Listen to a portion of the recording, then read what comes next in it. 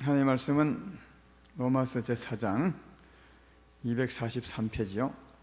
오늘 1절부터 16절까지 할 텐데요, 우선은 8절까지만 봉독하겠습니다. 로마서 제4장 1절부터 8절까지 제가 봉독합니다. 그런즉 육신으로 우리 조상인 아브라함이 무엇을 얻었다 하리요? 만일 아브라함이 행위로서 의롭다 하심을 받았으면 자랑할 것이 있으려니와 하나님 앞에서는 없느니라. 성경이 무엇을 말하느냐? 아브라함이 하나님을 믿음에 그것이 그에게 의로 여겨진 바 되었느니라. 일하는 자에게는 그 삭시 은혜로 여겨지지 아니하고 보수로 여겨지거니와 일을 아니할지라도 경건하지 아니한 자를 의롭다 하시는 이를 믿는 자에게는 그의 믿음을 의로 여기시나니, 일한 것이 없이 하나님께 의로 여기심을 받는 사람의 복에 대하여 다윗이 말한 바, 불법이 사함을 받고 죄가 가리어짐을 받는 사람들은 복이 있고 주께서 그 죄를 인정하지 아니하실 사람은 복이 있도다 함과 같으니라. 아멘. 오늘은 로마서 강의 7번째 시간입니다. 아브라함을 통하여 선포하신 구원의 의, 하나님을 믿으며 의롭게 되는 것에 대해서 말하는 거죠. 구원의 의가요, 아브라함을 통해 선포하신 하나님의 의, 구원의 의라는 제목으로 말씀을 증거해 보겠습니다.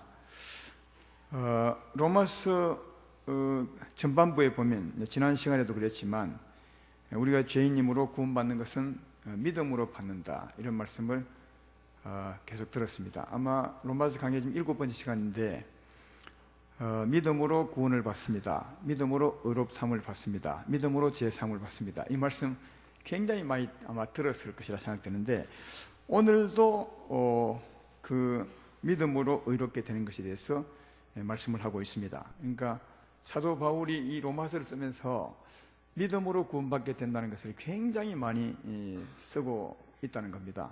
아마 그것은 믿음으로 구원받는 것이 너무나 중요하기 때문에, 하기야 구원받는 것이니까 얼마나 중요하겠습니까? 믿음으로 구원받는 것이 너무 중요하기 때문에 이것을 계속 강조해 주고 있는 것이고, 또 하나는 믿음으로 구원받는 것인데, 이게 믿음으로 구원을 잘 받지 못하는 겁니다. 잘 안 되는 거죠, 사람들의 생각 때문에.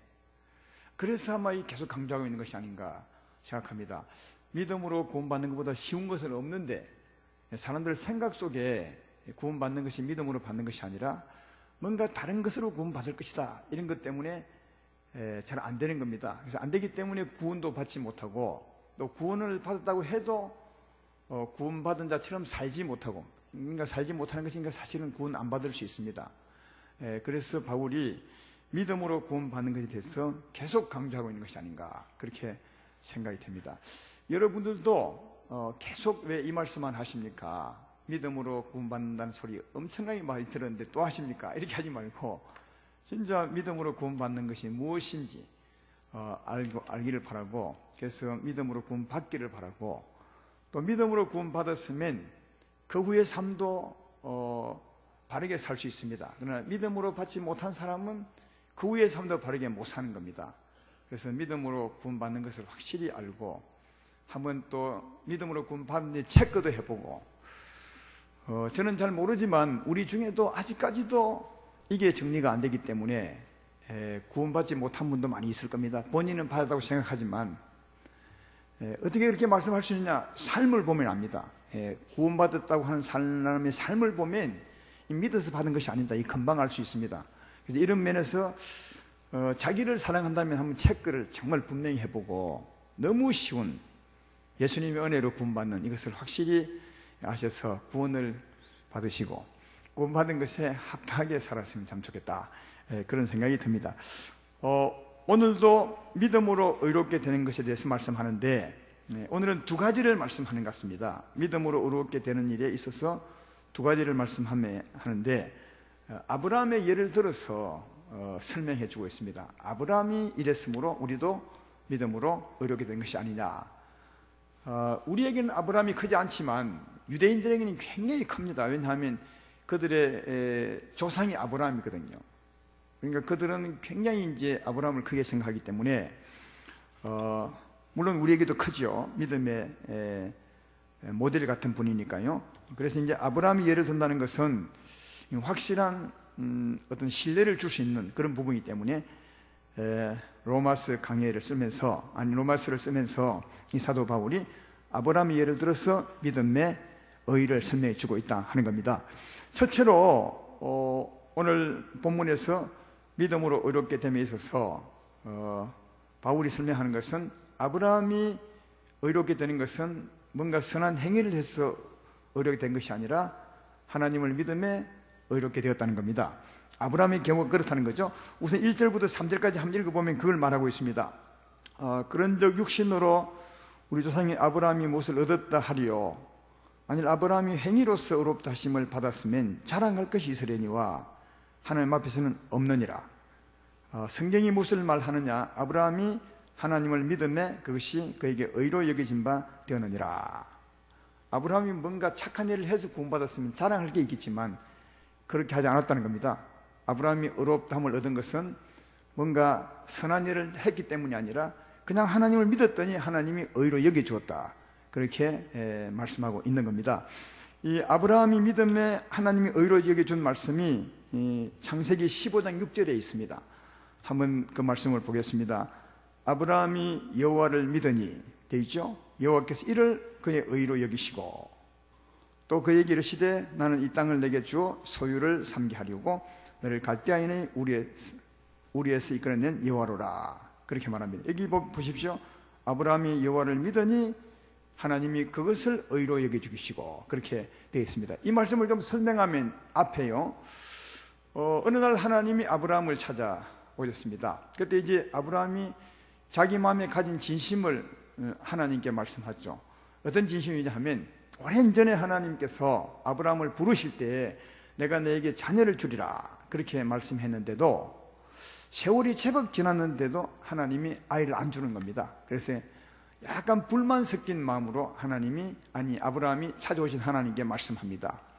하나님이 내게 아직도 자식을 주지 아니하니 하나님께 내가 얻을 것이 아니라 내가 저 다메섹에서 데려온 엘리에셀을 내 후손으로, 내 상속자로 삼겠습니다. 그렇게 이제 약간 불만 섞인 마음을 하나님 앞에 토로해 냅니다. 그때 하나님이 아브라함의 말을 듣고 말하기를, 아니라 네 몸에서 날 자가 네 후손이 분명히 될 것이라 하면서, 아마 그때가 밤이었던 것 같아요. 아브라함을 방 안에서 밖으로 이끌어내셔서 하늘을 보게 했습니다. 하늘에 많은 별들이 떠 있었는데 이처럼 네 몸에서 날 내 후손이 이처럼 많게 될 것이라, 그렇게 했습니다. 그 말씀에 오늘 읽었던 6절에 아브라함이 여호와를 믿으니, 바로 그 말씀을 믿었더니 하나님이 의로 여겨 주었다, 그렇게 말합니다. 아브라함이 믿었던 말씀은 뭡니까? 하나님이 저 별처럼 자녀를 많이 줄 것이다, 다시 말해 자녀되게 할 것이다, 그렇게 말합니다. 자녀가 된다는 말은 하나님이 우리 죄를 사하시고 우리에게 생명을 주셔서 자녀가 되는 거죠. 이것을 그냥 아브라함이 믿었습니다. 내가 자녀가 되는 것, 내 후손이 하나님의 자녀가 되는 것은 하나님이 그렇게 해주시는구나, 말씀대로 해주시는구나, 이걸 이제 믿었더니 하나님이 그것을 의로 여겨주시고 그에게 구원을 베풀어 주셨다, 그렇게 말씀하는 겁니다. 그러니까 아브라함이 의롭게 된 것은 뭔가 선한 일을 해서 받은 것이 아닙니다. 그냥 그 마음으로, 아브라함 마음은 표현하지 않고 있지만 그냥 믿었더니, 하나님 믿었더니 하나님이 그 믿음을 의로 여겨 주셨다, 그렇게 말씀하고 있는 것입니다. 선한 일을 한 것이 아니죠. 그래서 이제 그 다음에 일하지 않고 받는 은혜에 대해서 설명하는 겁니다. 4절부터 8절까지가 그 말씀이죠. 빠르게 한번 읽어보면 말씀을 이해하기 위해서요, 4절부터 보면 일하는 자에게는 그 싹시 은혜로 여겨지지 아니하고 보수로 여겨지거니와 일을 아니할지라도, 여기 일은 선한 일을 말하는 겁니다. 선한 행동을 말하죠. 일을 하리 아니할 자도 경건하지 아니한 자를 의롭다 하시는 일을 믿는 자에게는 그의 믿음을 의로 여기시나니, 일한 것이 없이 하나님께 의로 여기심을 받는 사람의 복에 대하여 다윗이 말한 바, 불법이 사함을 받고 죄가 가려짐을 받는 사람들은 복이 있고 주께서 그 죄를 인정하지 아니하실 사람은 복이 있도다 함과 같으니라.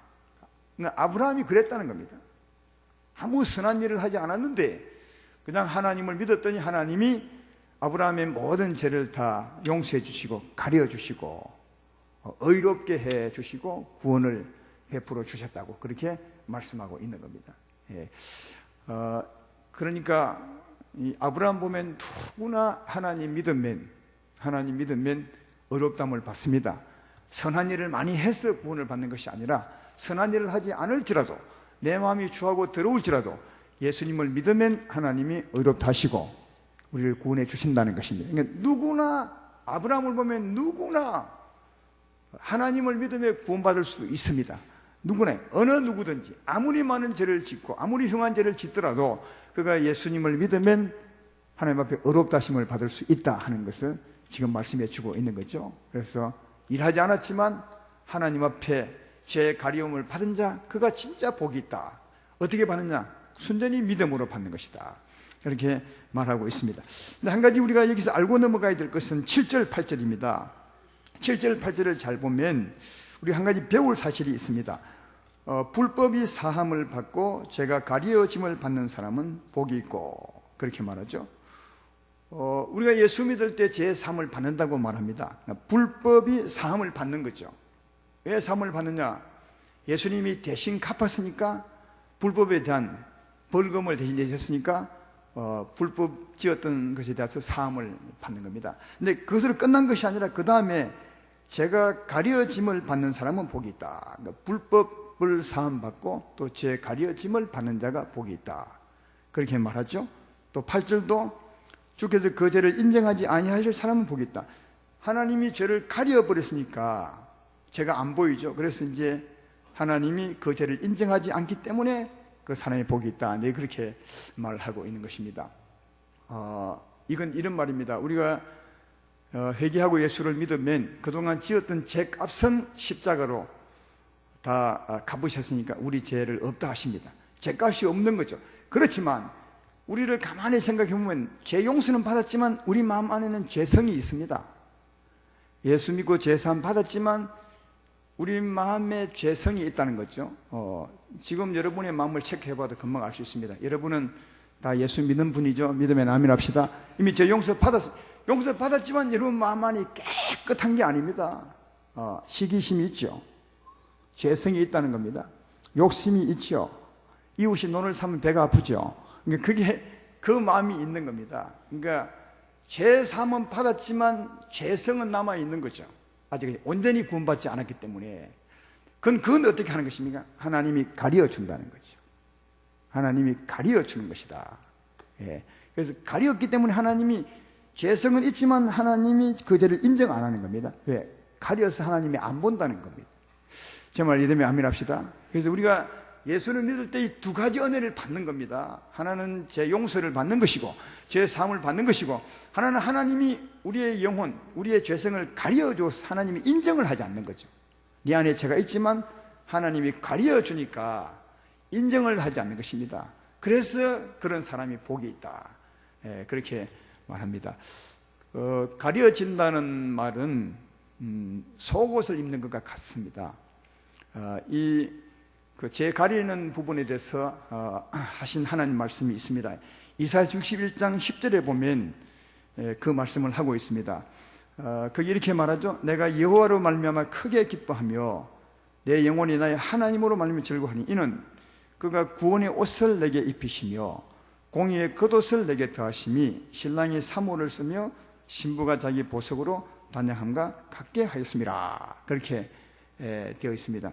두 가지 옷을 입히는 거죠. 우리가 예수님을 믿을 때 하나님이 우리를 용서하시고 그 다음 우리의 죄를 가려주는 거죠. 다시 말하면 구원의 옷을 입혀주는 거죠. 속옷을 입힌 것처럼. 성경에 보면 이런 말 있지 않습니까? 죄를 짓는 것은 수치가 드러나는 거거든요. 우리가 죄를 지으면 수치가 드러납니다. 이것을 우리 몸으로 비유하자면 벌거 벗는 것 같죠. 벌거 벗으면 수치가 다 드러나죠. 죄를 지으면 수치가 드러나듯이 우리 몸을 비유하자면 옷을 다 벗는 것이 낫겠습니다. 벗으면 다 수치가 다 드러나는 거 이해가 되죠? 근데 죄인들은 다 수치가 드러난 것입니다. 그러니까 비유로 말하자면 옷을 다 벗고 있는 거죠. 수치가 다 드러나는 모습과 같습니다. 근데 그 사람이 예수를 믿을 때 그 죄를 용서하시고, 그리고 하나님이 속옷을 가르쳐준다는 거죠. 이게 구원의 옷이라는 겁니다. 죄를 가려주는 거죠. 우리의 죄성을 가려줘서 하나님이 그 죄를 인정하지 않는 겁니다. 그렇지만 속옷만 입으면, 속옷을 입으면 죄는 다 가려집니다. 부끄러움은 다 가려지지만, 수치는 가려지지만, 그래도 온전히 가려진 것은 아닙니다. 이거 요즘 우리 옷 입는 청년들을 보면 충분히 이해했어요. 충분히 이해돼요. 속옷만 입으면 분명히 수치는 다 가려졌습니다. 부끄러운 건 다 가려졌지만 그래도 속옷만 입고 다니는 사람이 없죠. 왜 안 다닙니까? 다 가려졌는데도 왜 못 다니는 것입니까? 속옷만 입으면 가려졌지만 그래도 드러날 것 다 드러내고 부끄럽기 부끄럽죠. 그래서 이제 속옷만 입고 다니는 사람이 없는 것은 완전히 가려졌지만 온전한 것은 아니죠. 제 말 이해되면 아멘 합시다. 억지로 아멘 하지 말고. 저도 그래요. 안에 속옷 입었어요. 내복을 입었는데 내복 입고 올라올 수는 없잖아요. 왜? 완전히 분명히 가려졌어요. 수치가, 부끄러움이. 그렇지만 온전한 것은 아니죠. 속옷만 입으면 말이죠. 제 말 아마 이해하실 것입니다.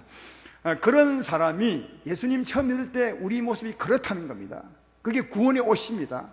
그러나 구원의 옷을 입은 사람으로서 이제 신앙생활 하는 거죠. 하나님 말씀을 듣고 듣는 거죠. 들으면 내 안에 있는 감춰진 그 악이 자꾸 드러나는 거죠. 오늘 2부에 말씀한 것처럼 주의 말씀을 들으면 내 모습을 알 수 있는 겁니다.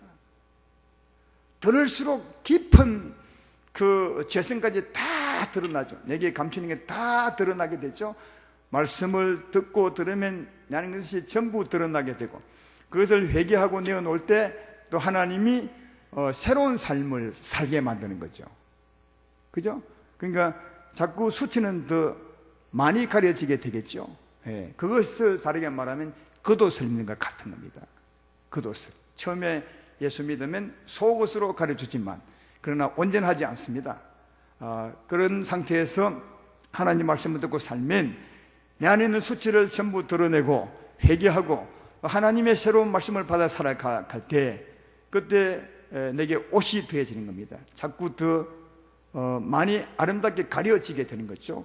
그것을 다르게 말하면 좀 읽었던 말씀 속에 이는 그가 구원의 옷을 내게 입히시며 그 다음 공의의 겉옷을 내게 더하심이, 우리가 속옷 입고 이 겉옷을 입는 것 같이 되는 거죠.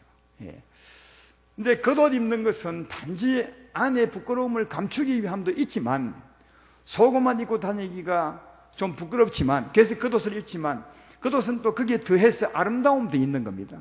그렇죠? 그래서 이제 겉옷은 단지 속옷을 덮기 위함이 아니라 속옷을 덮지만 덮을 뿐 아니라 그 다음 이제 장식도 하고 다니게 되죠. 그래서 겉옷은 안을 더 온전하게 감출 뿐 아니라 그 다음 내 아름다움을 드러내는 거죠. 그게 겉옷의 모습이거든요. 그래서 이제 아까 읽었던 그 말씀 중에 우리가 믿을 때 구원의 옷을 입게 되고 그 다음 믿어가면서 공의의 겉옷을 더해 입게 되죠. 자꾸만 더해 입게 되면 더 아름다운 겉옷을 입게 되어서 그 모습을 이렇게 설명하죠. 신랑이 사모를 쓰며 신부가 자기 보석으로 단장같이 하더라. 그래서 예수 믿고 살면 살수록 속옷은 처음에 입혀지는 것이고 그 다음 자꾸만 아름다운 옷이 입혀져서 나중에는 진짜 신랑처럼 신부처럼 아름다운 사람이 된다는 것이죠. 이게 죄를 완전히 감추는 겁니다. 하나님 앞에 온전한 신부가 되어 가는 것이다 하는 겁니다. 이런 모습은 이제 눈으로 보지 못하지만 이 말씀을 통해서 믿음으로 우리 이해가는 거죠. 따라서 예수 믿을 때 이런 일이 내게 이루어지고 있음을 믿고 사시기를 주의 이름으로 축원합니다. 내 죄가 없는 것입니다. 사함 받는 것입니다. 그리고 하나님이 남아있는 죄성을 감추어 주죠. 속옷을 입히시고 끊임없이 회개하고 하나님 말씀을 받고 새롭게 살아갈 때 자꾸만 더 아름다운 옷이 입혀 겉옷이 입혀져서 진짜 하나님 앞에 아름다운 모습으로 살게 된다는 것입니다. 온전하게 감추어지고 오히려 아름다움을 드러내며 사는 자가 되게 된다 하는 겁니다. 이것을 볼 때 꼭 기억할 것은 예수 믿고 난 후에도 죄 사함 받았지만 성령으로 씻음도 받았다고 하지만 우리 안에 죄성이 남아있죠. 시기심도 있고 질투와 욕심이 남아있죠. 그때 우리는 어떻게 생각하냐면 아직도 내가 죄 씻음 받지 못했는가, 이렇게 내가 어떻게 살 것인가 하지만 그건 당연하다는 겁니다. 예. 그렇게 될 수 있다는 겁니다. 마치 속옷만 입은 것처럼 그리 될 수 있다는 겁니다. 그러나 그래도 하나님 앞에서는 주님이 죄를 다 가려주었음을, 그래도 내가 가리움 받은 사람이다, 그래도 하나님이 내 죄를 인정하지 않는다, 이것을 우리가 아셔야 됩니다. 오늘 본문에 그렇잖아요. 7절 8절에 죄가 가려짐을 받은 사람은 복이 있고 주께서 그 죄를 인정하지 아니할 사람은 복이 있다. 우리는 자꾸 이게 인정이 되지만 주님은 인정 안 하는 겁니다. 왜? 주님은 가려줬으니까요. 가려움 받은 나는 내 안에 부끄러움을 자꾸 인식하게 되어서 내가 구원받은 건 맞죠? 이게 정상이야 생각할지 모르지만 주님은 안 본다는 겁니다. 예수님을 확실히 믿는 사람은, 의롭다움을 받은 사람은 주님이 이미 가려주고 그 죄를 인정하지 않는다고 그렇게 말씀하니까, 여러분도 나를 보시는 하나님 마음으로 이 죄는 인정하지 않아, 나는 의로운 사람이야, 하나님 은혜로 내가 죄가 없는 거야, 주님이 나를 가리셔서 내 죄를 인정하지 않는 거야, 이런 담대한 믿음으로 살아가시는 여러분 되기를 주의 이름으로 축원합니다. 그리고 여기까지 한 말은 아까 어떤 말이냐 하면 믿음으로 의롭게 되되 행위로 되는 것이 아니라 뭐라고요? 믿음으로, 하나님 믿음에 의롭게 되는 것이다 라는 것에 대해서 말했고요. 그 다음 또 아브라함을 통해서 하나 더 말씀하고자 하는 것은, 믿음으로 의롭게 되는 것은 무할례자나 할례자나 다 같이 믿음으로 의롭게 된다는 겁니다. 많은 사람들이, 유대인들은 할례 받은 사람만 의롭게 되는 것입니다 이렇게 말하고, 또 무할례자들은 아니라 믿음으로만 의롭게 됩니다 이렇게 말하지만, 할례 받은 사람도 무할례자들도 믿음으로 의롭게 된다는 것입니다. 그것을 또 아브라함을 통해서 설명해 주고 있는 겁니다. 한 가지 물어보겠습니다. 아브라함이 믿음으로 의롭다함을 받은 것은 무할례십니까? 할례십니까? 아브라함도 할례를 받았습니다. 아브라함이 하나님께 아까 했잖아요. 아브라함이 믿음에 하나님이 의롭다 이렇게 해 주셨는데 그때가 무할례 때입니까? 할례 받을 때 받고 난 후입니까?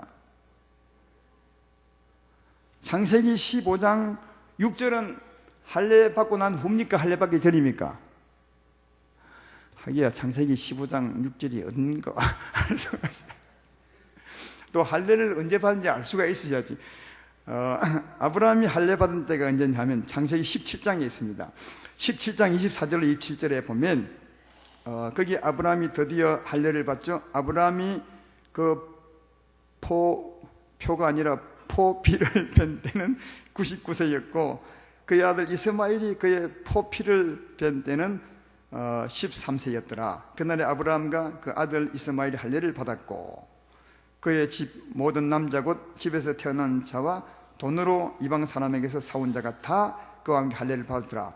이 창세기 17장이 할례를 받았으니까 창세기 15장은 아브라함이 믿음에 하나님이 의롭게 여긴 아브라함이 의롭다함을 받은 그때는 할례 받기 전입니까? 후입니까? 할례 받기 전이라. 그러니까 무할례 시에 할례 받기 전에 아브라함이 믿음으로 의롭다함을 받았다는 거예요. 그러면 할례 받기 전에 믿음으로 의롭다함을 받았는데 그 후에 할례는 왜 주었느냐 하는 겁니다. 왜 할례는 왜 주었겠습니까?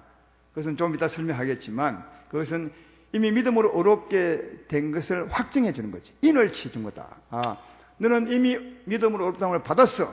그것이 뭐냐? 도장을 내가 찍어줄게 하는 게, 할례는 도장과 같은 확정해 주는, 증명해 주는 그런 것이 할례라고 성경은 말해주고 있습니다. 그러니까 할례를 받음으로 의롭게 되는 것이 아니라 이미 의롭게 된 사람을 확정시켜 주는 거죠. 너는 진짜 의롭게 된 것이다. 내가 도장을 찍어주마, 인을 쳐주마, 이런 것이 할례입니다. 따라서 할례 받음으로 의롭게 된 것이 아니라 이미 의롭게 된 것을 할례로 인쳐준 것을 기억한다면 아브라함이 의롭게 된 것은 무할례 시에 이미 의롭게 되었음을 알 수 있다. 그 말씀이 9절부터 11절까지 말씀입니다. 제가 읽어보겠습니다. 그런즉 이 복이 할례자에게냐 혹은 무할례자에게도냐 무릇 우리가 말하기를 아브라함에게는 그 믿음이 의로 여겨졌다 하노라. 그런즉 그것이 어떻게 여겨졌느냐 할례시냐 무할례시냐 할례시가 아니요 무할례시니라. 그가 할례의 표를 받은 것은 무할례시의 믿음으로 된 의를 인친 것이니 이는 무할례자로서 믿는 모든 자의 조상이 되어 그들도 의로 여기심을 얻게 하려 하심이라. 할렐루야. 그 말이죠. 이런 것을 잘 이해하면 이게 할례 받음으로 의롭게 된 것이 아니라 믿음으로 의롭게 되는 것이구나. 그럼 할례는 뭐냐? 믿음으로 의롭게 된 것을 인친 것이다.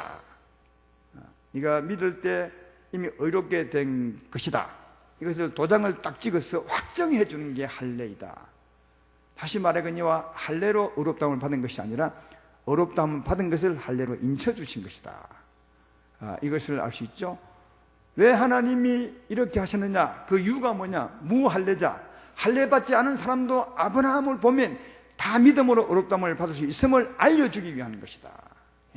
그리고 할례는 도장 찍은 것이니까 도장은 안 찍어도 이미 의롭다함을 받은 것은 왜 취소되지 않는 거죠. 그건 도장 찍으면 더 좋겠지만 도장 안 찍어도 믿음으로 의롭다 한 것은 영원히 효과가 있는 것입니다. 제 말 이해되죠? 그래서 예수님을 믿음으로 의롭다함을 받습니다. 아브라함의 예를 보면 그렇다는 거예요.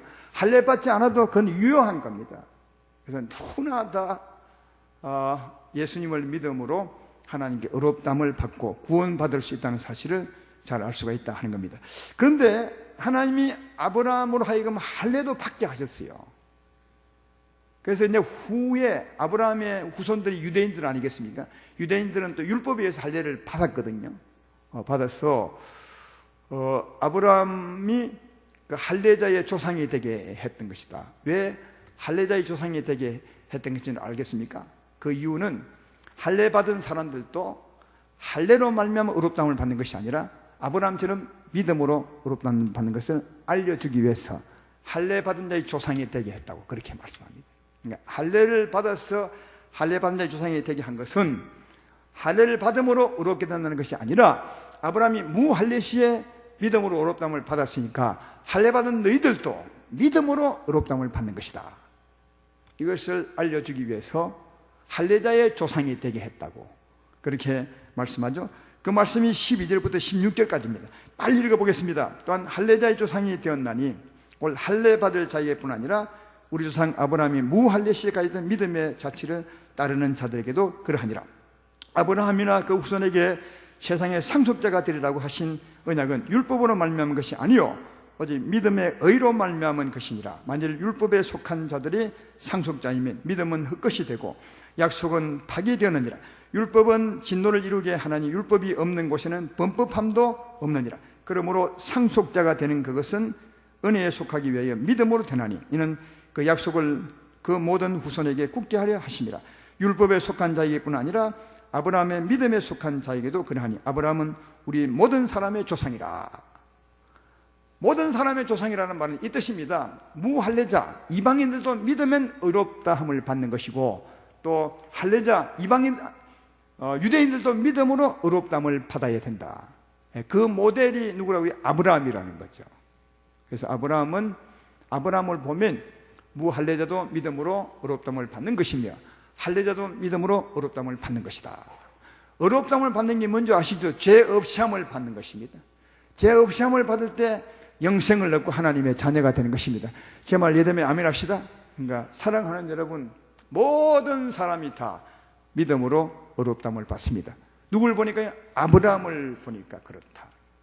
아브라함을 향하신 하나님의 역사를 보니까 그렇다. 그렇게 말합니다. 근데 이 로마의 편지를 보내면서 이것을 사도 바울이 특별히 또 아브라함을 통해서 강조하는 이유가 있습니다. 이방인에게도 유대인에게도 강조하는 이유가 있는 것은 이것입니다. 그 당시에 이방인들도 이 사도 바울의 말을 들으면서 이렇게 항의를 했습니다. 뭐냐 하면 아니 사도 바울 선생님이요, 우리가 유대인을 봤을 때 아브라함이 할례를 받음으로 유대인들이 의롭게 된 것이 아닙니까? 아브라함이 의롭게 된 것이 아닙니까? 아브라함이 할례를 받음으로 하나님의 사람이 된 것이 아닙니까? 그러므로 우리는 믿음으로 되는 것이 아니지 않습니까? 이렇게 이제 항의를 했던 거죠. 그때 이제 이 사도 바울이 말하기를 이렇게 말한 겁니다. 아브라함이 의롭게 된 것은 할례 시가 아니라 할례 전이라. 무할례 시에 믿음으로 의롭게 된 것이라. 그리고 그 다음에 할례를 받은 것은 그것을 인친 것이지 그 할례가 의롭다함을 받은 것이 아니라, 이것을 이제 이방인들에게 확실히 심어주어서 이방인들로 하여금 너희가 아브라함처럼 믿음으로 의롭다함을 받을 수 있음을 강조해 준 것이고요. 또 유대인들도 이렇게 말한 겁니다. 아브라함이 우리 조상인데 그가 구원을 받은 것은 할례를 받음으로 이삭을 낳고 그가 그 후손을 얻은 것이므로 아브라함도 우리 조상도 할례를 받음으로 구원받은 것이 아닙니까? 이렇게 이제 항변을 한 거죠. 그런 사람에 대해서 사도 바울은 아니라 아브라함이 의롭게 된 것은 할례 받기 전이라, 무할례 시에 믿음으로 받은 것이라. 그러면 너희들도 할례 받았지만 믿음으로 의롭다 하심을 받아야 되느니라. 이렇게 이제 말씀해 주어서 이방인들의 항변도 또 유대인들의 항변도 잠재워서 다 믿음으로 의롭게 된다는 것을 알려준 것입니다. 그래서 이것을 강조하고 있었던 것을 발견해 볼 수가 있다 하는 겁니다. 그러므로 앞으로도 믿음으로 의롭다는 말이 많이 나오겠지만 오늘에도 충분히 이해할 수 있도록 여러분이 이해하시고, 우리가 참으로 죄가 많고 또 흉악한 죄를 많이 지었을지라도, 어떤 죄를 지었을지라도 회개하고 예수의 십자가를 믿으면 주님이 우리 죄값을 치루었으니까 우리 죄를 없다 하시고 의롭다 하시고, 그리고 우리에게 남은 죄성을 속옷 겉옷 입히듯이 가리어 주어서 우리 죄를 인정하지 않으신다. 그래서 우리는 믿음으로 의롭다 하심을 받고 하나님의 자녀가 된다는 사실을 굳게 믿으시고 살아가시기를 주의 이름으로 축원합니다. 그리고 마지막으로 말씀드릴 것은 4절 5절입니다. 4절 5절 한번 보십시오.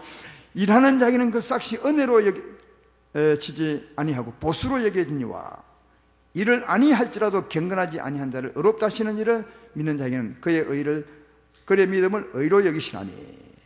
그렇게 되어 있습니다.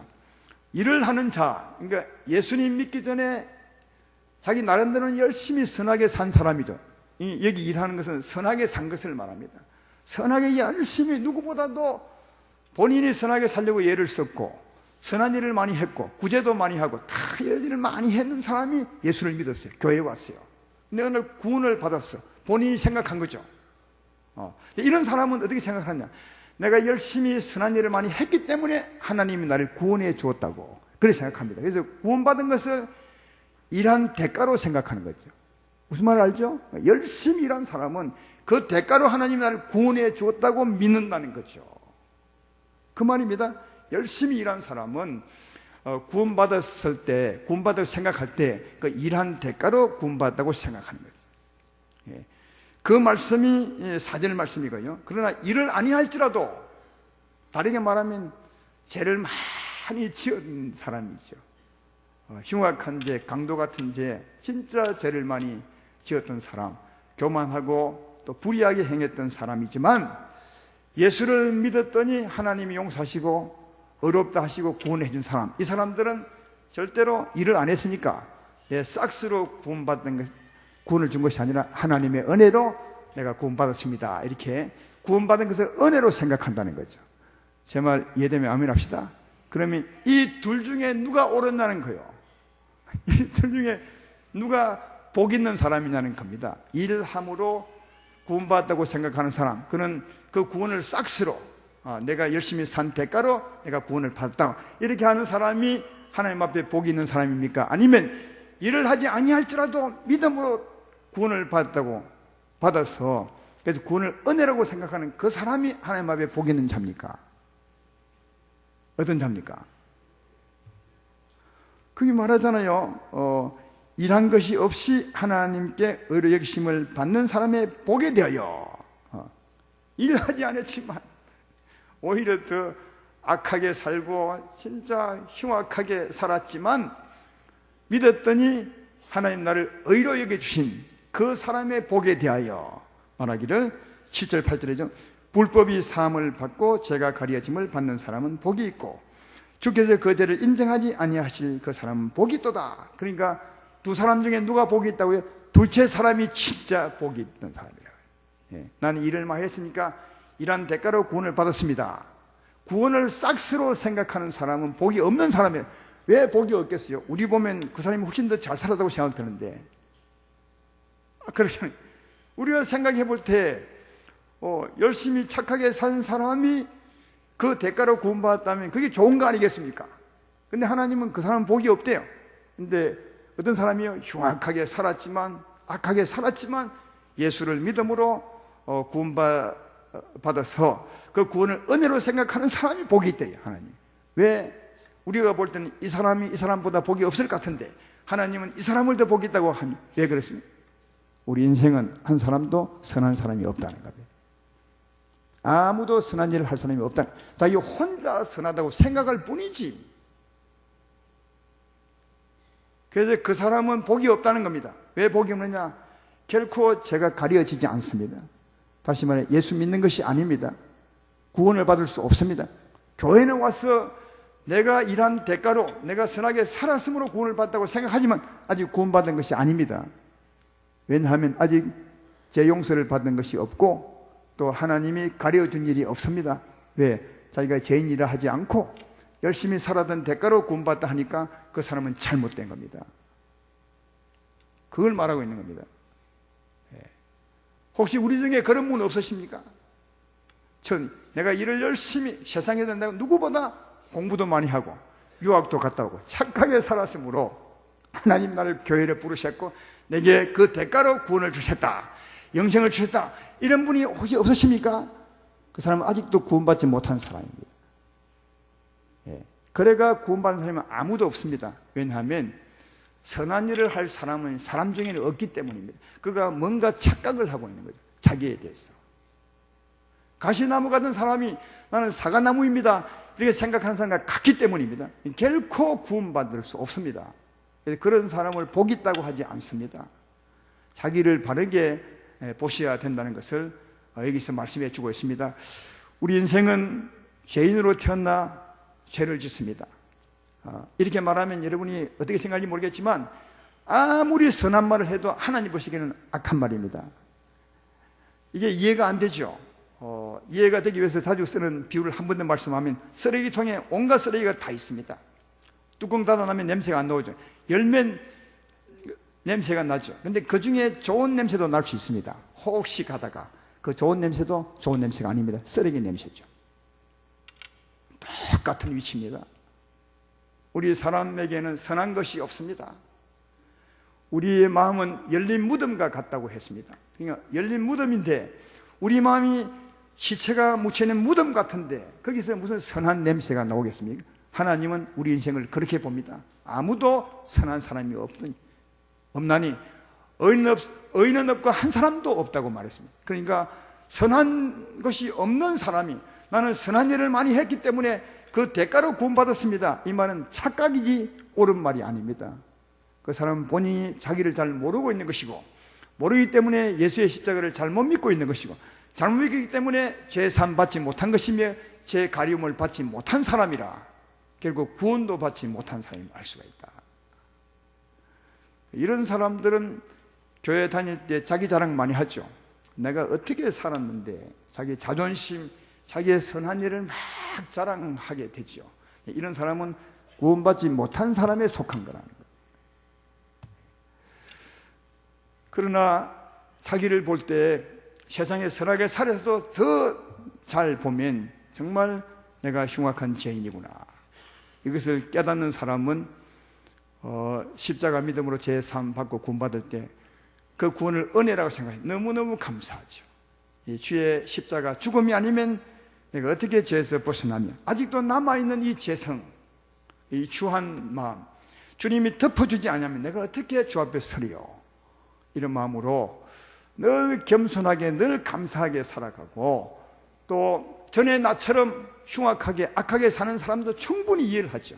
그래, 저도 전에 나처럼 죄인이기 때문에 저렇게 살 수밖에 없는 거야. 그러나 저도 예수께 나오면 제 가리움을 받고 구원받을 수 있을 거야. 욕하는 것이 아니라 긍휼히 여기는 마음을 갖게 되는 거예요. 이게 은혜로 구원받은 사람의 특징입니다. 여러분은 어떻습니까? 많은 분들이 이론은 너무너무 잘 알아요. 이론. 믿음으로 의롭다함을 얻는 것 다 알죠. 우리의 노력으로 구원받는 것이 아니라 믿음으로 받는 걸 압니다. 그러나 믿음으로 구원받는 걸 알지만 그 다음에 삶을 보면 믿음으로 구원받은 사람처럼 살지 않아요. 늘 믿음으로 구원받았다고 하는 사람이 말 보면 말이 거칠고 남을 비판하고 용서도 해주지 못하고, 그러니까 이분은 지금 구원받은지 잘 모르는 사람이죠. 자기가 어디서 구원받는 것을 알면 절대로 그런 말이 나올 수 없는 거죠. 물론 이런 건 있습니다. 아직은 어려서 내가 믿음으로 구원받은 것은 맞지만, 확실히 은혜를 받았지만 아직도 내가 어리기 때문에 이런 사실을 잘 몰라서 정죄하고 비판할 수는 있습니다. 그러나 그것은 믿음으로 구원받은 사람처럼 살지 못하고 있는 것임을 잘 아셔야 합니다. 믿음으로 구원받은 사람은 순전히 은혜로입니다. 그래서 늘 정말 감사하고, 전에 나 같은 사람을 정죄하는 것이 아니라 진짜 불쌍히 여기시고 그의 손을 잡아 주께로 이끌고 싶고, 그도 예수님을 믿으면 은혜를 쓰면 우리처럼 살 수 있을 것이야 하는 소망을 갖게 되는 것을 알 수가 있습니다. 그리고 구원받고 난 뒤에 이웃을 바라볼 때도, 그래, 하나님의 은혜가 없으면 저렇게 될 수밖에 없는 건 이해가 되고, 그리고 용서가 되는 건데, 이게 안 되면 자꾸 정죄하고 욕하고 비판하게 되는 거죠. 이런 내 입에서 자꾸 비판이 나오고 정죄가 나온 사람은 한번 생각해 봐야 됩니다. 내가 진짜 믿음으로 구원받았는지, 은혜로 구원받았는지, 아니면 아직도 구원받지 못했는지를 확실히 아셔야 합니다. 또 이미 구원받았을지라도 이런 사실을 안다면 구원받은 자처럼 그게 합당하게 살아가는 우리 아름다운 교회가 되었으면 좋겠습니다. 그때 구원받은 자처럼 사는 것이 아닌가 생각합니다. 그리고 믿음으로 구원을 받았으면 그 후의 삶도 하나님의 은혜로 살아야 맞는 겁니다. 왜냐하면 우리에게는 선한 것이 없습니다. 선한 일을 할 수가 없습니다. 그러므로 내가 그 후에 사는 사람도 선한 하나님을 의지하지 않고는 선하게 살 수가 없는 거죠. 제 말 이해되시죠? 그러니까 믿음으로 구원받았다면 그 후의 삶도 하나님의 은혜로 사는 거지 내 힘으로 사는 것이 아님을 알 수 있죠. 따라서 믿음으로 구원받은 사람은 그 후에도 믿음으로 사는 겁니다. 하나님의 은혜로 사는 겁니다. 늘 감사하며 사는 것입니다. 하나님을 떠나면 결코 살 수 없는 그런 삶을 사는 것입니다. 그러므로 아름다운 교회 성도 여러분, 믿음으로 구원받으시고 그 후도 믿음으로 하나님의 은혜를 의지하고 그 은혜로 살아가는 여러분 되기를 주의 이름으로 축원합니다.